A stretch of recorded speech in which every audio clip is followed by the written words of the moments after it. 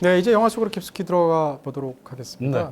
영화에서 이제 공연 장면이 굉장히 많이 나오잖아요. 많이 나오죠. 39곡이나 나오는데 그런 걸 쭉 보시면서 비틀스의 초기 공연들이 어떤 특색이 있었나 이런 거 좀 보셨나요? 지금으로 생각해도 굉장히 유니크한 밴드다라는 어, 건 확실한 것 같아요. 네네. 보통 우리가 생각하는 밴드들은 프론트맨이라고 하죠. 보컬을 전문으로 하는 리드 싱어가 이제 프론트에 있고 네네. 이 뒤에가 이제 백보컬들이 있고 연주를 하고 뭐 그런 컨셉인데 음. 비틀즈는 어떻게 보면 네. 보컬 그룹이라고 해도 될 정도로 네 명이 다 노래하니까. 다 노래하잖아요. 네. 그 어떤 노래에 따라서 이 노래는 이 사람이 리드 보컬을 맡고 나머지가 코러스를 하고 그렇죠. 예 그런 점은 아직도 특이한 것 같아요. 재밌네요. 예. 네. 저는 이제 초기 영상 보면 이 사람들이 너무 즐거워서 공연을 하는구나. 이게 너무 잘 보이지 않습니까? 예. 초기에는 특히 리드 보컬이 사실상 존 레논이에요. 존 레논이고 폴 맥카트니 역할이 점점 커지게 네. 되는데 존 레논이 부르는 노래, 예를 들면 트위스트 앤 샤우트 같은 네. 노래가 영화 속에 나오는데 존 레논이 부르고 나머지 두 명 드럼을 뺀 그러니까 폴 맥카트니와 조지 해리슨이 한 마이크를 쓰면서 네. 둘이 거의 입이 닿을 이렇게 하죠, 듯한 그치 그쵸 그치 그쵸 근데 그것도 우도 그냥 안 하고 이렇게 고개를 이렇게 막 돌리면서 네.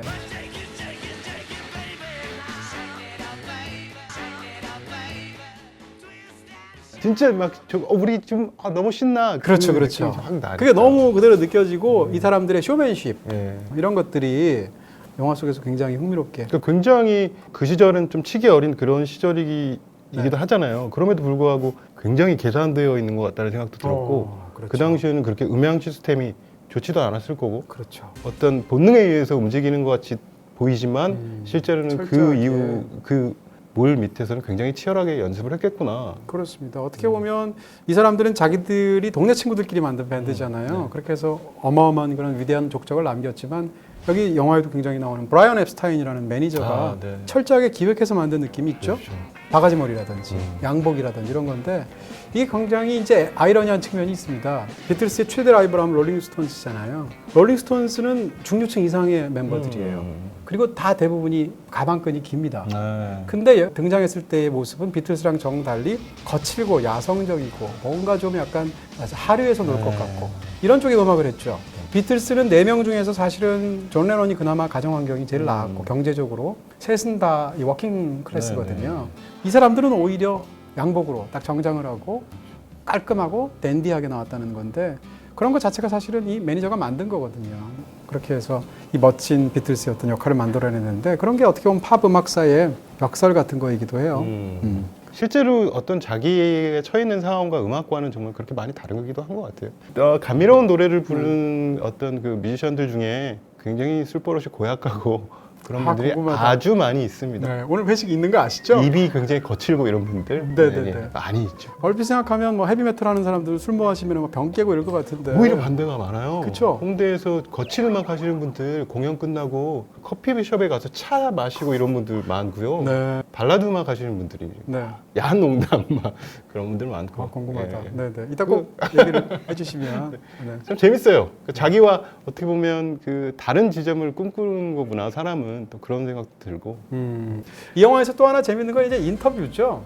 이게 옛날 영화가 아니고 요즘 만든 다큐멘터리잖아요. 유명한 분들 인터뷰도 굉장히 많이 나오고. 쟁쟁하죠. 뭐 우피 골드버그. 시고니 위버. 그렇죠. 그 다음에 그 러브 액츄얼리 만들었던 감독. 네. 리처드 커티스 같은 감독도 나오고 그 중에서 혹시 인상적이었던 뭐 말 같은 거 제일 기억나세요? 기억 남는 거는 그 우피 골드버그가 정말 해맑게 그쵸. 그 슈어 스타디움 갔을 때 맞아요. 추억을 얘기할 때가 그 부풀었던 마음을 이렇게 얘기하는 맞아요. 것 같아서. 시거니 위버도 곡 중에서 보면 15,000명 정도 모이는 공연장에서 비틀스가 공연할 때 거길 갔었다는 거예요. 근데 시거니 위버가 그날 머리를 맥주로 염색을 하고 갔다는 거죠. 왜 그랬느냐? 15,000명의 소녀가 있으니까 자기가 안 보일 거 아니에요, 비틀스가. 그러니까 혹시 저 소녀는 머리 색깔이 다르네? 알아봐 달라고. 그 마음이 너무 귀엽잖아요. 그러니까. 더군다나 나중에 그 소녀는 그로부터 30년 뒤에 에이런 입을 찍고 막 이런 여잔데 그 30년 전에는 그런 풋풋함으로 저는 마이클 잭슨 생각도 났어요. 어린 시절에 어떤 그 공연장에서 막 혼절하는 이미지가 그 마이클 잭슨 공연 실황 이런 데 보면 항상 있어서 그 이미지가 강렬하게 남아 있어서. 뭐 스위스로는 기절하는 경우 없나요? 기절할 것 같은데 너무 좋아서. 왜 그러십니까? 어쨌건 저는 이제 그런 생각들이 들어요. 이 영화를 보면서 이 비틀스가 무슨 예를 들면 존 레논 같은 경우에 가장 유명한 스캔들이 있잖아요. 나는 비틀스는 예수보다 유명하다. 예, 유명하다. 라고 해서 미국에서 난리가 나고 영화 속에도 그게 자세히 묘사가 되고 남부에서는 비틀스 화형식도 하고 그랬었는데 이때 비틀스가 몇 살인지 한번 생각해 보자는 거예요. 그렇죠. 비틀스가 이런 전 세계적인 인기를 얻기 시작한 게 63년도부터거든요. 영화에도 나오듯이. 근데 63년도에 멤버가 나이가 몇 살이냐? 조지 해리슨이 제일 어린데 20살. 폴 맥카트니 21살. 그 다음에 존 레논과 링고 스타가 23살이에요. 그럼 지금 기준으로 보면 20살, 21살, 23살 4명이 전 세계를 다니고 수많은 사람들이 막 25만 명이 막 연도에 깔리고 이런 어마어마한 인기 속에서 자기를 제대로 추스릴 수 있었을까? 이 정도만 해도 이 네 사람은 굉장하다라는 생각이 들고 이해가 되는 지점도 있는 게 네. 엄청나게 공연 스케줄을 소화하고 네네. 또 공연 중간에 노래를 만들고 스튜디오 가서 녹음하고 어느 순간에 굉장히 자기들이 소모되고 있다는 느낌이 들었겠죠. 그렇겠죠. 그러면서 조금씩 내 몸을 갉아먹어 가고 있구나라는 생각이 들어서 프로에 지치는 거죠. 네 그렇게 돼서 이제 후반부에 후기가 이런 모습으로 팀이 바뀌는구나 조금은 그래서 그랬구나라는 게 이렇게 공감이 많이 되더라고요. 그렇습니다. 영화에서 그런 부분이 자세히 묘사도 되는데 자 어쨌건 이런 뭐 10대 시절의 이야기들이 있는데 저는 이 영화를 보면서 비틀스를 워낙 좋아해서 음악 영화로 보기도 했지만 이 자체가 이야기처럼 보이더라고요. 네. 근데 그 이야기 핵심은 성장 영화이면서 러브 스토리 같아요. 러브 스토리요. 네, 저한테. 어떤 면에서 러브 스토리는 두 가지인데 하나는 극 중에서 멤버들끼리 러브 스토리. 존 레논과 폴 맥카트니는 서로 가장 사랑한 연인 사이예요. 제가 볼 때. 생각을 해보세요. 두 사람 다 굉장히 자존심 강하고 아주 뛰어난 아티스트인데 모든 노래를 앞으로 발표하는 건 모든 건 공동 이름으로 한다. 항상 맥카트니, 그다음에 레넌 이렇게 이름이 표기가 되니까 단독으로 작곡한 노래조차도 두 사람 이름으로 같이 발표해요. 이것은 사실상 커플의 거의 최상위 단계잖아요. 또 실제로 어떻게 곡 작업을 했는지 뭐 인터뷰 내용도 있잖아요. 서로 이렇게 마주 보면서 He'd have his acoustic guitar, I'd have mine, sit opposite each other, and because I was left-handed, he was right-handed. It was like looking in a mirror. 기타를 가지고 멜로디를 주거니 받거니 이렇게 하면서 그런 건 정말 어떤 영혼의 교감이 없으면 그러니까요. 불가능한 거니까. 이 영화의 시작을 보시면 제일 처음에 어떻게 시작하냐면 무대에 올라가기 전에 내 멤버끼리 서로 챙겨주는 거를 사운드로 어둠 속에서 깔면서 시작합니다. 맞아요. 링고 뭐 지금 네. 뭐 재킷 뭐 어쩌고 이런 식으로 맞아요. 얘기하는데 서로가 서로를 챙겨주면서 시작해요. 어떻게 보면 이 영화의 전체가 넷이 하나였던 시절에서 시작해서 넷이 각자의 개성을 발견하고 넷으로 찢어질 수밖에 없는 시기까지를 이 영화가 다루고 있어요. 그런 면에서 보면 이것은 완벽한 러브 스토리예요. 두 사람이 하나였다가 헤어지게 될 때까지. 그러네요. 그럼에도 불구하고 우리가 하나였던 시절을 돌이켜 볼 때 참 아름다웠다라고 회고하는 이야기거든요. 정말 사이가 좋았던 연인들 그 시절의 앨범을 보는 것 같은 그런 느낌. 러브 스토리의 또 다른 측면은 네. 팬들과의 러브 스토리예요. 라이브 영상이 30분이 붙어 있잖아요. 그 직전에 네 멤버들의 목소리가 쫙 길게 나옵니다. 그걸 자세히 들어보시면 1964년도로 추측이 되고 크리스마스 직전에 어떤 방송에서 팬들에게 크리스마스 인사를 하는 거예요. 존 레논부터 네 사람이 쫙 얘기하는데 그 얘기를 들으면 비틀스가 팬을 가장 사랑했던 시기, 팬들이 너무 고맙지. 그러면서 인기가 막 너무 몰려오니까 행복해. 이런 상황에서 크리스마스 인사를 팬들에게 하는 것들이 쫙 깔리거든요. 근데 이로부터 한 2년 지나면 지긋지긋하잖아요. 이 비틀스 입장에서. 그래서 어떻게 보면 이 모든 거를 다루고도 가장 팬들을 사랑했고 팬들과의 교감이 뜨거웠던 그 시기를 다룬다는 측면에서 멤버들끼리의 러브 스토리이기도 하지만 팬과 스타 사이에 가장 뭉클한 그런 러브 스토리처럼 영화가 보여지기도 합니다. 자, 이제 무비 속 시간입니다. 네. 와, 질문들이 너무 수준이 대단해요. 네. 제가 먼저 그러면 네.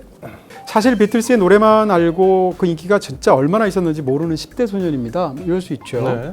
비틀스의 인기는 어느 정도였나요? 인기를 지금 한국의 연예인에 비교한다면 누구라고 임재범님께서 적어주셨는데 10대 지금 10대 분이시죠? 네네. 임재범 씨라고 하네요.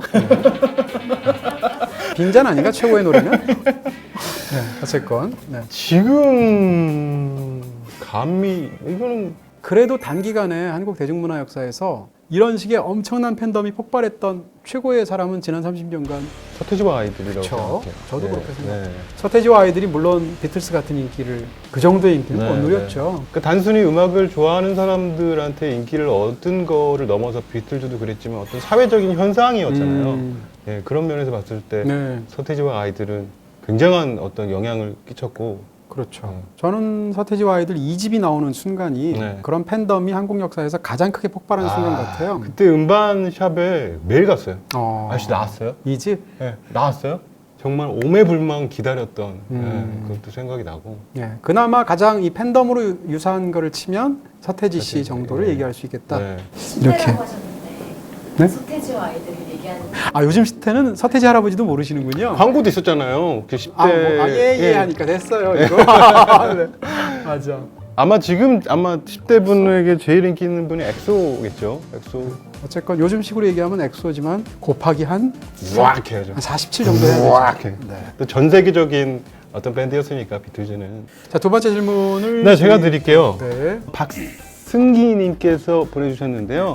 올해 개봉한 Hard Day's Night과 이 영화가 어떤 차이가 있나요? 네. Hard Day's Night은 64년도에 나온 작품인데 이 작품이 비틀스에 관한 작품으로도 유명하지만 영화 역사에서도 굉장히 유명한 작품이에요. 아, 그래요? 그러니까 그 당시에 이제 막 50년대 말부터 해서 시네마 베리테라는 어떤 특정한 조류가 굉장히 주목받았는데 이 당시의 뮤지션을 상대로 시네마 베리테적인 방식으로 촬영을 해서 이 작품이 굉장히 유명한 작품이고요. 페너베이커의 작품인데 또 한 가지는 Hard Day's Night은 어쨌건 극영화입니다.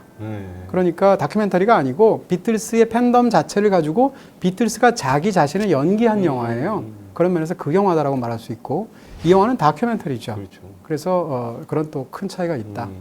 네, 이렇게 보시면 될 것 같습니다. 네. 그 다음에 론 하워드 감독의 비틀스 다큐라니 정말 기대가 되는데요. 우진님이 비틀스의 가장 찬란했던 시기는 언제라고 생각하십니까? 라고 노이송님께서 이 영화를 보면서 또 다시 한번 느꼈던 거는 그 초기에 정말 절친했던 그 풋풋했던 시기가 정말 그들한테는 행복했던 시기가 아닐까 그런 생각이 들고요. 네. 특히나 처음 이제 미국에 진출하고 그랬던 시기가 네네네. 어떻게 보면 제일 기분 좋고 그랬던 시기가 아니었을까. 예. 그렇습니다. 그 당시 뭐 인터뷰도 물론 영화에 나오지만 자기들도 이 정도로 될 때까지는 기대를 못 하는 거잖아요. Why do they scream? I don't know. I couldn't tell you. 어안이 벙벙하면서도 와 우리 노래로 막 이런 표정들이 막 보이니까 아마 그냥 한 인간으로 보면 그 시절이 제일 그렇겠네요. 찬란하고 행복하지 않았을까. 자, 그 다음 거를 또 해보도록 하겠습니다. 저번에 폴 맥카트니가 내한했을 때 동진님이 공연에 가셨을 텐데 공연이 어떠셨나요? 폴 맥카트니 공연을 갔는데 공연 보러 가는 걸 좋아하고요. 갔는데 비쌌잖아요. 근데 비싼 게 문제가 아니고 예매가 잘 안 돼서 네, 또 워낙 한번 조기에 취소되고 다시 했었잖아요. 그렇죠. 네. 맞아요. 네. 그 병 때문에 네. 취소되고 뭐 이랬었는데 뭐 제 일생일 때 굉장히 좋은 네. 공연이었고 제가 가장 놀랐던 거는 뭔가 하면 저분은 70대인데도 아직도 사랑법는 법을 알고 계시는구나. 할아버지 중에 뭐 엄청난 할아버지잖아요. 그렇죠. 근데 그 할아버지가 대중과 한국 팬들하고 교감하면서 막 한국말 섞어가면서 중간에 노래해가면서 마이크 심지어는 안 올라갈 때 넘겨주면서 공연을 하는데 그 사람이 진짜로 한 20살 때 폴 맥카트니처럼 보이는 거예요. 네. 그 귀여운 모습이. 네. 그래서 정말 대단하다. 네. 아티스트로서도 훌륭하지만 그 생각이 들었고요. 이렇게 내한 공연하는 분들 중에 좀 약간 좀 정없이 하시는 분들도 있거든요. 1시간 20분. 딱 말 한마디 안 하고. 예, 딱 하고 딱 가. 뭐 그런 팀들도 있는데. 있죠. 스위스로는 안 그러죠? 아유, 저희는 팬들 하나하나 눈 아유, 맞춰 가면서 그럼요. 그냥. 네. 원하시면 계속 해야죠. 그렇죠. 네. 자, 그런 얘기를 또 할 수 있을 것 네. 같아요.